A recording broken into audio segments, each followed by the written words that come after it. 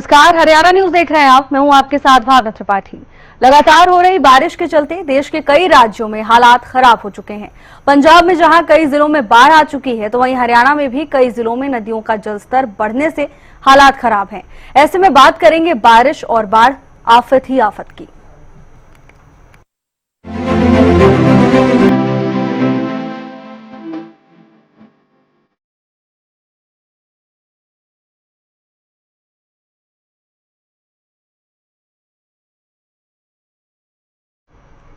लगातार हो रही बारिश से पंजाब और हरियाणा में बुरा हाल है। हरियाणा के कई जिलों में बारिश से हालात बुरे हो गए हैं। यमुना नदी के साथ साथ अन्य नदियों का जलस्तर भी बढ़ गया है। कई जिलों में नदियों का पानी घुसने से हजारों एकड़ फसल बर्बाद हो चुकी है। अंबाला, गुहला, चीका, हिसार समेत कई जिलों में घरों में बरसाती पानी घुसने लगा है। लगातार हो रही बारिश के चलते देश के कई क्षेत्रों में हालात खराब हो गए हैं। हरियाणा की बात करें तो कई जिलों में बारिश से हालात बुरे हैं। लगातार हो रही बारिश के चलते नदियों का जलस्तर बढ़ गया है। यमुना नदी के साथ साथ अन्य नदियों का जलस्तर भी बढ़ गया है। कई जिलों में नदियों का पानी घुसने से हजारों एकड़ फसल बर्बाद हो गई, जिसके चलते अब किसान चिंता में हैं। अंबाला, गुहला, चीका, हिसार समेत कई जिलों में पानी घर में घुस रहा है, दुकानों में पानी घुस रहा है, जिसके चलते लोगों की रोजमर्रा की जिंदगी प्रभावित हो रही है। आवागमन प्रभावित हो रहा है। लोगों को सफर तय करने में मुश्किलों का सामना करना पड़ रहा है। अंबाला, गुहला, चीका, हिसार समेत कई जिलों में पानी घरों में घुसा। कई क्षेत्र जलमग्न नजर आए। तस्वीरें आपको दिखा रहे हैं, जहां तेज बारिश के चलते नदियों का जलस्तर बढ़ गया है, जिसके चलते नदियां और नाले उफान पर हैं। अब ऐसे में कई क्षेत्रों में हालात बुरे हो गए हैं। यमुना नदी के साथ साथ अन्य नदियां भी उफान पर हैं। अंबाला, गुहला, चीका, हिसार समेत कई जिलों में आलम यह है कि पानी घरों में घुस रहा है, जिसके चलते लोगों की रोजमर्रा की जिंदगी प्रभावित हो रही है। तो वहीं सड़कें भी जलमग्न नजर आ रही हैं, जिसके चलते आवागमन में लोगों को दिक्कतों का सामना करना पड़ रहा है। अंबाला, गुहला, चीका और हिसार समेत कई जिलों में पानी घरों में घुस गया।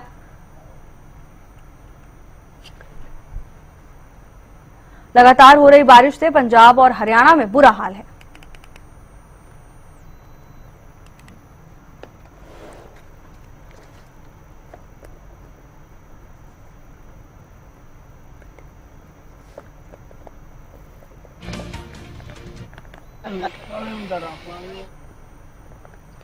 और इसी पर ज्यादा जानकारी के साथ अंबाला से हमारे साथ राजकुमार और विशेष संवाददाता प्रदीप श्योकर जुड़ चुके हैं। प्रदीप, सबसे पहले आपसे पूछना चाहेंगे, देखिए बारिश के चलते हालात बहुत बुरे हो चुके हैं। कई क्षेत्र हमने देखे जलमग्न है, तस्वीरें भी सामने आई। फिलहाल क्या स्थिति है?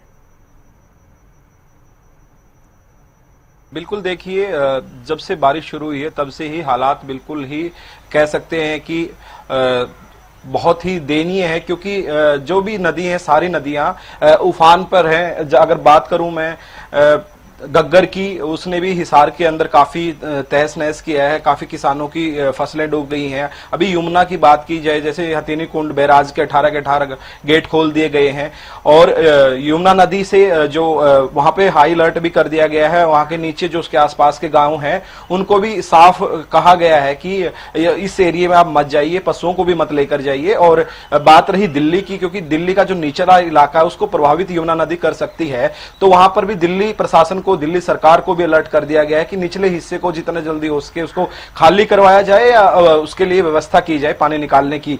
तो इस वजह से कह सकते हैं कि जो तमाम जो नदियां हैं, चाहे गग्गर है, चाहे मारकंडा है, चाहे यमुना नदी है, सब उफान पर है। और जल स्तर रात को बात करें तो यमुना नदी का 2 लाख के करीब रात को था और सुबह वो बढ़कर ज्यादा हो गया, और भी ज्यादा मतलब उसके अंदर बढ़ोतरी हुई है, काफी क्यूसिक वो बढ़ा है। और जिसके कारण अब उसका जो लेवल है कह सकते हैं कि बिल्कुल रेड लेवल में यमुना नदी इस वक्त है, और जिसके कारण आसपास के इलाके को कहीं ना कहीं परेशानी का सामना करना पड़ सकता है। क्योंकि जैसे कि पंजाब में देखा गया है कि पंजाब में काफी क्षेत्रों में पठानकोट की तरफ देखें तो बाढ़ आ गई है, क्योंकि जहां भी पहाड़ी एरिया है, पहाड़ी एरिया में अगर बारिश ज्यादा होगी और उसके साथ लगता जितना भी एरिया है, चाहे वो पंजाब का हो चाहे हरियाणा का हो, पानी सारा नीचे प्लेन एरिया में आता है, जिसके कारण ये सभी नदियां उफान पर हैं। और जो तमाम प्रशासन है उन्होंने सिंचाई विभाग के जितने भी लोग हैं उनकी छुट्टियां रद्द कर दी गई हैं, क्योंकि देखिए जिस तरीके से अभी काबू पाना है हालात के ऊपर, तो उसके लिए छुट्टियां जरूरी है कि उनकी रद्द की जाए। और प्रशासन ने कदम उठाया है और दिल्ली को भी अलर्ट पे रखा है कि दिल्ली के निचले हिस्से में यमुना का पानी कभी भी घुस सकता है। जी प्रदीप, बिल्कुल आप बने रहिएगा हमारे साथ। राजकुमार शर्मा भी जुड़े हैं तमाम जानकारी लेकर। राजकुमार, अंबाला में क्या स्थिति है? क्योंकि हमने देखा कई क्षेत्रों में जलमग्न है सड़कें, हालात तो ये भी है कि घरों में पानी घुस रहा है।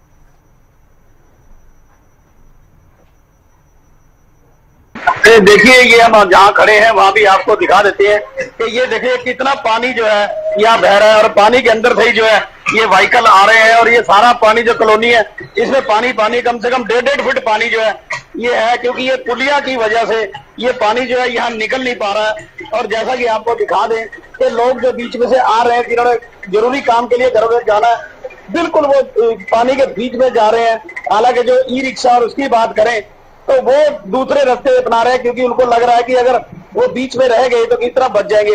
और अब आपको बता दें कि अंबाला में थोड़ी सी बरसात नहीं जो है पूरा शहर जो है जलमग्न कर दिया था, लेकिन अब 2 घंटे जो बरसात रुकी है इससे कई एरिया में जो पानी है वो जरूर निकला है, लेकिन अभी जो निचले इलाके हैं, निचली कॉलोनियां हैं, जैसा कि आपको दिखाया है, उसमें पानी अभी भी भरा हुआ है। आने जाने वालों को काफी दिक्कत का सामना करना पड़ रहा है, चाहे 2 व्हीलर हो या 4 व्हीलर हो, उनको जो है निकलने के लिए जो काफी मशक्कत करनी पड़ रही है।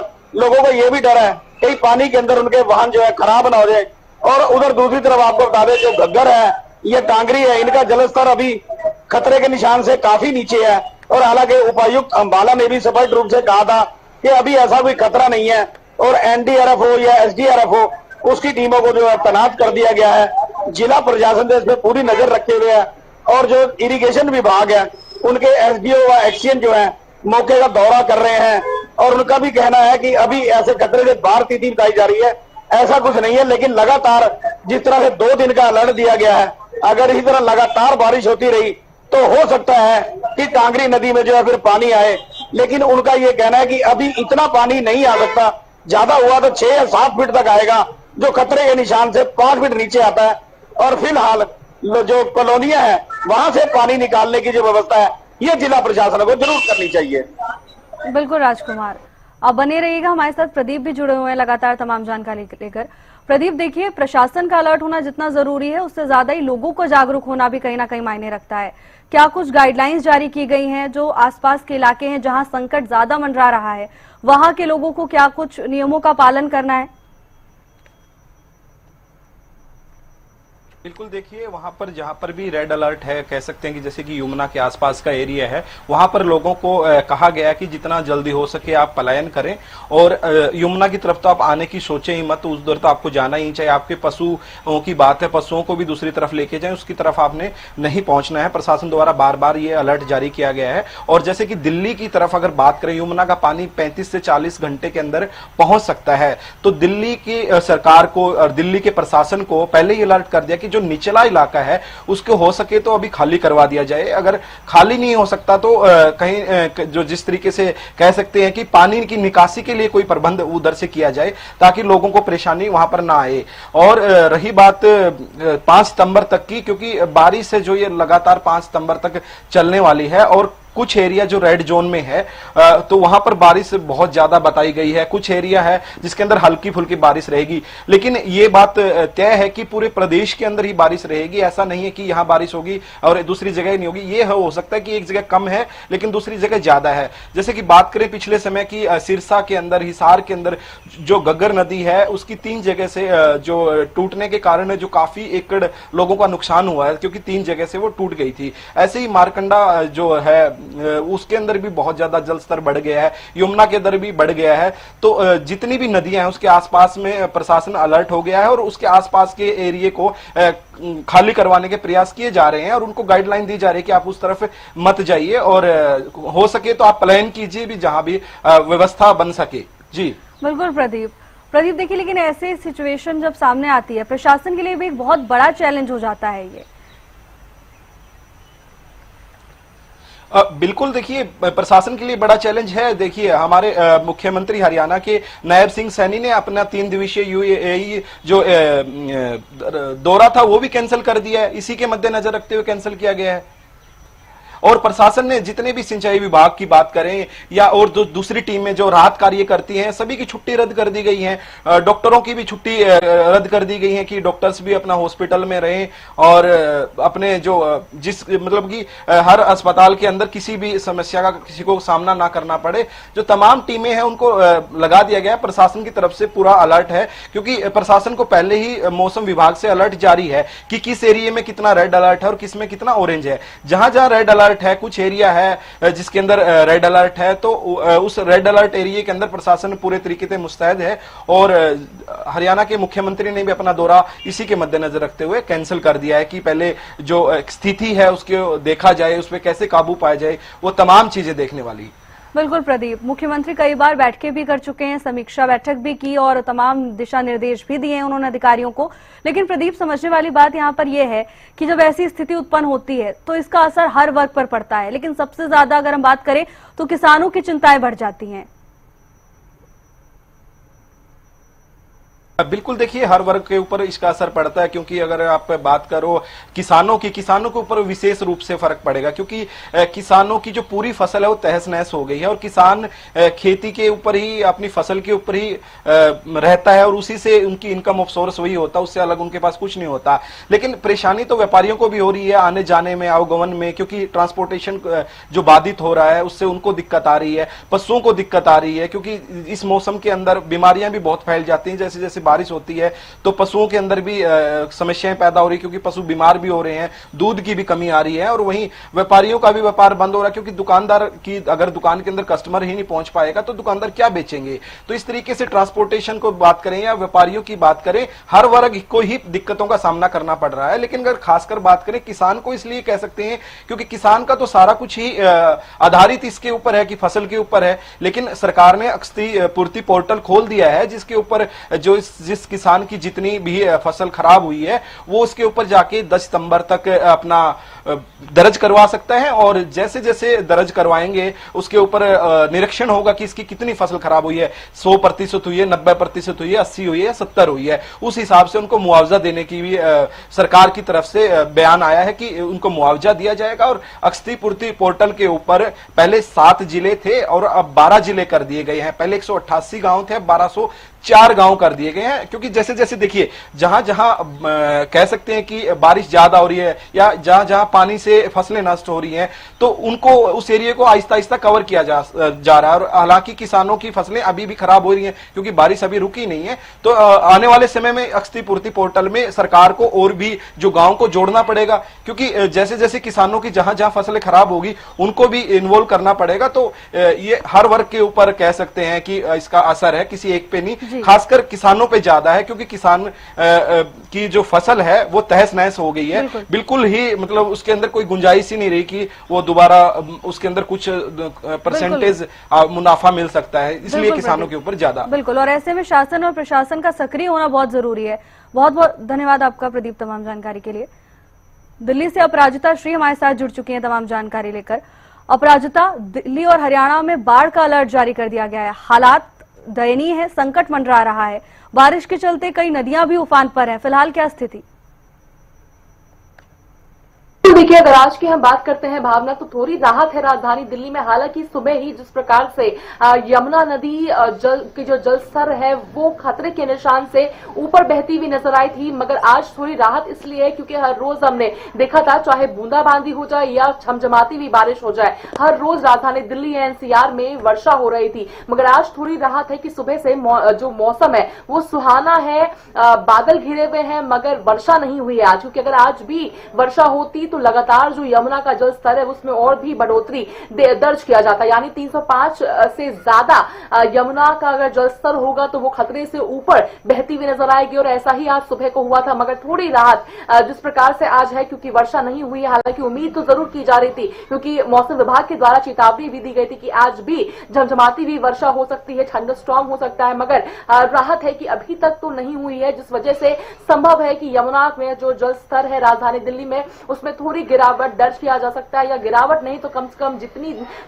जो इतना जल स्तर अभी है संभवतः उतना ही बरकरार रहेगा, ये थोड़ी राहत जरूर हो सकती है। वही देखिए, अगर परिस्थितियों की बात की जाए तो जरूर मुश्किलें बढ़ती हुई लोगों की नजर आ रही है, क्योंकि जैसे ही यमुना का जल स्तर बढ़ रहा है वैसे ही लोगों को परेशानी इसलिए हो रही है कि लोगों के जो निचले हिस्से में जो लोग रहते हैं उनके घरों में पानी घुस रहा है, रास्तों पे सड़कों में पानी आ रहा है, जिस वजह से लोगों को परेशानी हो रही है। आवाजाही में बहुत लोगों के घरों में पानी घुस रहा है, जिस वजह से उनका जो आम जीवन है वो कहीं ना कहीं प्रभावित हो रहा है। वहीं अगर प्रशासन की हम बात करते हैं तो चौकन्ना है प्रशासन, हर प्रकार का जो भी सुविधा दिया जा सकता है लोगों को वो हर प्रकार की सुविधा दी जा रही है। हालांकि जिस प्रकार की परिस्थिति हरियाणा में नहीं है, हरियाणा में है, उस प्रकार की परिस्थिति फिलहाल अभी राजधानी दिल्ली में उत्पन्न नहीं हुई है। हालांकि निचले हिस्से में जरूर पानी चला गया है, जिस वजह से मुनादी करके, यानी जो लोग यमुना के आसपास रह रहे थे उन लोगों को मुनादी कर सुरक्षित स्थान पर अस्थायी रूप से भेज दिया गया है। हालांकि इस तरह की जो चीजें हैं वो हर साल की जाती थी, यानी जो लोग यमुना के आसपास, नदी के आसपास निचले हिस्से में झोपड़ी में रहा करते थे, कहीं ना कहीं उनका जो निवास स्थान है वो यमुना की नदी के चपेटे में आ जाता और बह जाता, जिसको देखते हुए मुनादी कराई गई और उन्हें स्थायी जगह पर अस्थायी जगह दी गई है। 1 महीने के लिए हर प्रकार की जो सुविधा होती है वो भी उपलब्ध कराई जा रही है। तो प्रशासन काफी एक्टिव मोड में है। एनडीआरएफ की टीम के द्वारा जिस तरीके से हर संभव प्रयास किया जा रहा है कि किसी भी लोगों को किसी की भी जान मान हानि ना हो। इसके अलावा अगर प्रशासन की और भी तैयारियों की बात करते हैं तो जेट्स के साथ, वाटर जैकेट्स के साथ, जिस तरीके से लाइफ जैकेट्स के साथ नदियों के किनारे पर तैनात हैं कि अगर कोई भी व्यक्ति डूबता हुआ या पशु डूबता हुआ नजर आएगा तो तत्काल प्रभाव से उसका इंतजाम किया जा सके, उन्हें बचाव राहत पहुंचाया जा सके। इन तमाम तरह की जो परिस्थिति है, इन चीजों को देखते हुए तैनाती जरूर है, मगर लोगों को परेशानी जरूर हो रही है। उम्मीद की जा रही थी कि सितंबर के पहले हफ्ते तक जो राहत है वो मिल जाएगी, क्योंकि वर्षा अमूमन देखा जाता है कि अगस्त आखिर तक ही वर्षा होती है, जिसके बाद सितंबर में राहत मिल जाती है। मगर इस बार शायद परिस्थिति थोड़ी भिन्न होगी। जिस प्रकार से कहर बरसाती भी नजर आ रही है उत्तराखंड जो हिमाचल में, उसी की उसका जो प्रभाव है वो हरियाणा, दिल्ली में जरूर देखने को मिल रहा है। तो अभी थोड़ा और इंतजार लोगों को करना होगा, मगर जिस प्रकार से प्रशासन हर प्रकार की जो परिस्थिति से निपटने के लिए तैयार है, लोगों की जिस तरीके से ध्यान दिया जा रहा है कि किसी भी प्रकार से लोगों को परेशानी ना हो, तो हर संभव प्रयास किया जा रहा है। मगर अगर परिस्थिति की बात की जाए तो चिंता का विषय जरूर है। जिस प्रकार से यमुना नदी खतरे के निशान से ऊपर बढ़ रही है, बहती हुई नजर आ रही है, वहीं निचले हिस्से में पानी भी घुस रहा है, आवाजाही में दिक्कत हो रही है लोगों को। उम्मीद की जा रही है कि शायद अब वर्षा ना हो, जिस वजह से जो जल स्तर है और भी ना बढ़ जाए। बिल्कुल अपराजिता, प्रकृति का विकराल रूप है जिसकी तस्वीरें हम ये देख रहे हैं। धन्यवाद अपराजिता आपका तमाम जानकारी के लिए। करनाल से महेंद्र सिंह जुड़ चुके हैं हमारे साथ तमाम जानकारी लेकर। महेंद्र, नदियां उफान पर हैं, ऐसे में हमने देखा कई क्षेत्र जलमग्न हैं, सड़कें डूब चुकी हैं, घरों में पानी घुस रहा है। फिलहाल करनाल में अभी क्या स्थिति है? भावना, आपने ठीक कहा कि जिस तरह से पहाड़ी क्षेत्रों में और उसके बाद मैदानी क्षेत्रों में भी अच्छी खासी बरसात हो रही है, तेज बरसात हो रही है। बरसात का जो आंकड़ा है वो बीते साल की तुलना में काफी पीछे छोड़ चुका है उसको, और अभी भी जिस तरह से बरसात जारी है उससे कहीं ना कहीं मैदानी इलाकों में बाढ़ की स्थिति है। पहले से ही हरियाणा के कई जिलों में, चाहे हम अंबाला का जिक्र करें, कैथल का जिक्र करें, कुरुक्षेत्र का जिक्र करें, वहां बरसाती पानी की वजह से फसलें प्रभावित हुई हैं, गांवों में पानी घुसा है। अब वही आशंका करनाल जिले में भी बनती हुई दिखाई दे रही है, क्योंकि यमुना नदी की मैं बात करूं तो यमुनानगर से लेकर दिल्ली तक जो भी गांव, जो भी इलाके यमुना नदी के साथ लगते हैं, उनमें कहीं ना कहीं बाढ़ की आशंका बढ़ गई है। क्योंकि कल जिस तरह से 1,40,000 क्यूसेक पानी छोड़ा गया था, उससे कई स्थानों पर तटबंध में ब्रीच आने की सूचनाएं मिल रही है। अब जिस तरह से सुबह एक बार फिर हथनीकुंड बैराज से 3,18,000 क्यूसेक पानी छोड़ा गया, जो शाम तक यहां पहुंचेगा, 5-6 बजे तक यहां पर पहुंच सकता है। उसको लेकर काफी खतरा ग्रामीणों के बीच बना हुआ है कि ये पानी जो है काफी नुकसान करेगा। खासकर मैं करनाल जिले की बात करूं तो इंद्री इलाके के कई गांव हैं, चाहे हम कसौरा का जिक्र करें, चंद्राव का जिक्र करें या जम्मू खाला का जिक्र करें, वजीदपुर का जिक्र करें, ऐसे गांव हैं जो बिल्कुल यमुना नदी के तटबंध के साथ लगते हैं। और ये जाहिर सी बात है, जब यमुना में जल स्तर बढ़ेगा और पानी तेज गति से आएगा तो इन गांवों में बाढ़ का, तटबंध का टूटने का खतरा जो है वो बना रहेगा। यही वजह कि ग्रामीण चिंतित है। हालांकि स्थिति को देखते हुए प्रशासन की तरफ से अलर्ट घोषित कर दिया गया है। बार बार जो है जो टीम है सिंचाई विभाग की, वो पेट्रोलिंग करने में लगी हुई है। ग्रामीणों को, किसानों को जागरूक किया जा रहा है कि वो यमुना नदी से दूर रहें, वो तटबंध के पास या अपने खेतों में ना जाएं, ताकि किसी तरह की दिक्कत का सामना न करना पड़े। लेकिन जिस तरह की परिस्थितियां बनी हुई हैं, वो कहीं ना कहीं डराने वाली हैं, क्योंकि खतरा अब करनाल जिले में बनता हुआ दिखाई दे रहा है। जी बाबू। बिल्कुल महेंद्र। और महेंद्र, मौसम विभाग का आगे क्या कुछ पूर्वानुमान है? आगे आने वाले दिनों में मौसम कैसा रहेगा? क्योंकि अगर ऐसी बारिश का दौर चलता रहा तो ऐसे में प्रशासन के लिए चुनौतियां बढ़ जाएंगी। भावना, आपने ठीक कहा कि जिस तरह से मौसम के मिजाज बने हुए हैं और जो मौसम वैज्ञानिकों की तरफ से जानकारी मिल रही है, तो ये दोहरी मार हम कहेंगे। एक तरफ जहां नदियां उफान पर है, पहाड़ी क्षेत्रों से जो पानी है वो आ रहा है, उसके साथ साथ मैदानी इलाकों में बरसात जो है तेज गति से हो रही है। उससे भी कहीं ना कहीं राहत और बचाव कार्य प्रभावित हो सकते हैं, या कहें कि प्रशासनिक जो मदद है उसको पहुंचाने में कुछ दिक्कतें आ सकती हैं। आज के लिए मौसम वैज्ञानिकों की तरफ से बताया गया कि तेज बरसात करनाल जिले में हो सकती है। इस तरह की परिस्थितियां मौसम की भी बनती हुई दिखाई दे रही है। तो जाहिर सी बात है कि जब मौसम की दो तरफा मार पड़ेगी, एक तरफ यमुना में पानी ज्यादा आएगा, दूसरा यहां पर भी बरसात होगी, तो ये परिस्थितियां काफी प्रतिकूल रहेंगी लोगों के लिए भी, प्रशासन के लिए भी। जी भावना। बिल्कुल महेंद्र। और कहीं ना कहीं ऐसे में सबसे ज्यादा जो चिंता का विषय है वो किसानों के लिए बढ़ जाता है।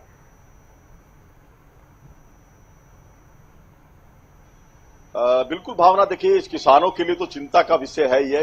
हम बात कर रहे थे जिस तरह की यमुना के साथ लगते जो गांव है, करनाल जिले के करीब 2 दर्जन गांव हैं जो यमुना तटबंध के साथ लगते हैं। अब वहां पर जलस्तर बढ़ेगा और कहीं पर ब्रीच होता है तो उसका नुकसान सीधा किसानों को होगा, किसानों की फसलें बर्बाद होंगी। अभी जो यमुना तटबंध के अंदर जो खेत थे किसानों के, वहां पर जो फसल उगाई गई थी वो पूरी तरह से जलमग्न हो चुकी है। अब जो कवायद है वो बाहर, जो तटबंध के बाहर की जो फसलें हैं उनको बचाने के लिए है। प्रशासन की टीम हालांकि यमुना तटबंध पर पहुंच चुकी है, अपना अमला लेकर मुस्तैद होने की बात कही गई है कि जिस तरह से पत्थर वहां पर पहुंचाए गए हैं, मिट्टी के बैग वहां पर रखे गए हैं, जेसीबी और पोकलेन मशीनें वहां पर अलर्ट है। तो प्रयास यही है कि जब यमुना में जो 3,18,000 क्यूसिक पानी जो शाम के समय आना है, वो किसी तरह से यमुना के तटबंध को नुकसान न करे, वो सीधा दिल्ली की तरफ आगे बढ़ जाए। लेकिन जिस तरह से अभी यमुना का रुख रहा है, उसके पानी की गति रही है, वो कहीं ना कहीं यमुना नगर से लेकर दिल्ली तक के इलाके के लिए एक बड़ा खतरा बन सकता है। जी भावना। बिल्कुल महेंद्र। और महेंद्र, जब ऐसे में जब हर तरफ पानी ही पानी है, जल भराव की स्थिति है, अगर हम इससे एक स्टेप आगे ना भी जाएं, बाढ़ जैसे हालात ना भी बने, लेकिन अगर जल भराव होता है तो वो भी जनता के लिए एक मुसीबत का सबब है। रोजमर्रा की जिंदगी प्रभावित होती है, दूसरी तरफ बीमारियों की चपेट में लोग आते हैं।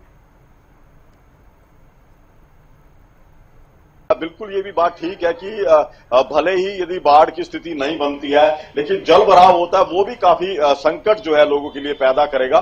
खासकर जो यमुना क्षेत्र का इलाका है उसमें मलेरिया का प्रकोप जो है वो मानसून सीजन में ज्यादा रहता है, क्योंकि वहां पर पानी जगह जगह पर खड़ा होता है और ऐसी परिस्थिति बनती है कि बरसात होती है, उधर से यमुना में पानी आता है, तो जाहिर सी बात है इस पूरे इलाके में जो है मच्छर जनित बीमारियां फैलने का खतरा होगा। अभी से ही जो है वायरल फीवर अटैक कर रहा है। इसके अलावा कई स्थानों पर डायरिया फैलने की भी सूचनाएं मिली है कि डायरिया जो है वो लगातार बढ़ रहा है, क्योंकि इन दिनों में जो मच्छर जनित बीमारियां हैं या पानी से होने वाली जो बीमारियां उनका प्रकोप ज्यादा रहता है। तो जिस तरह से आपने जिक्र किया कि जल भराव हुआ तो ये परिस्थितियां जरूर बनेंगी और लोगों को कहीं ना कहीं मौसम की मार का और उसके साथ साथ बीमारियों की मार का सामना करना पड़ेगा। जी भावना। बिल्कुल महेंद्र, धन्यवाद आपका महेंद्र तमाम जानकारी के लिए। लगातार हो रही बारिश के चलते कई क्षेत्र जलमग्न हैं, कई नदियां उफान पर हैं, जिसके चलते अब बाढ़ का खतरा मंडराने लगा है। हरियाणा के कई जिलों में बारिश से हालात बुरे हैं। हरियाणा और दिल्ली की बात करें तो बाढ़ का अलर्ट भी जारी कर दिया गया है। यमुना से सटे इलाकों के आसपास जलभराव की स्थिति देखने को मिली है।